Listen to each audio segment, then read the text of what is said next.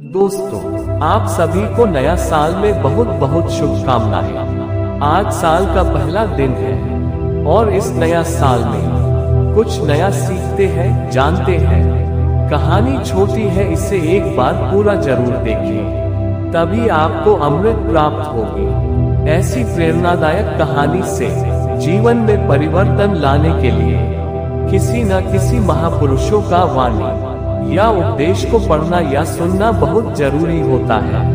आजकल के समय में आदमियों के पास समय बहुत कम होता है, इसलिए कभी किताब छोड़ मोबाइल से ही समय निकाल लेते हैं।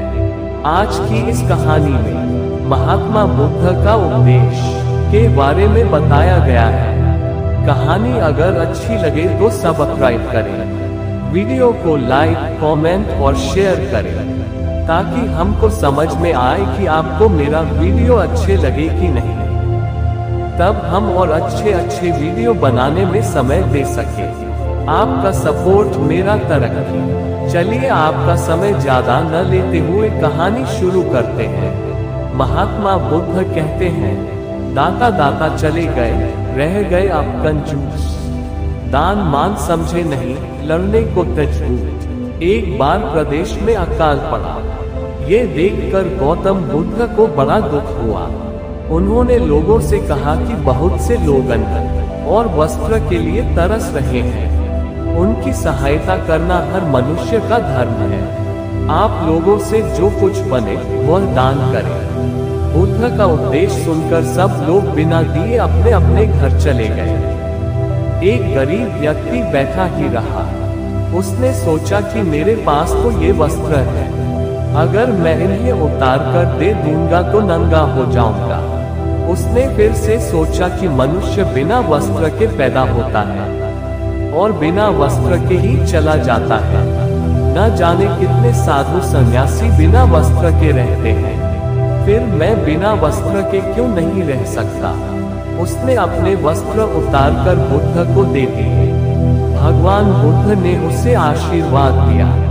वह प्रसन्न होकर घर की ओर चल पड़ा। वह खुशी से चिल्लाकर कह रहा था, मैंने अपने आधे मन को जीत लिया है। तभी सामने से राजा की सवारी आ रही थी। उस गरीब की बात सुनकर राजा ने उसे अपने पास बुलाया और पूछा कि तुमने आधे मन को कैसे जीता है।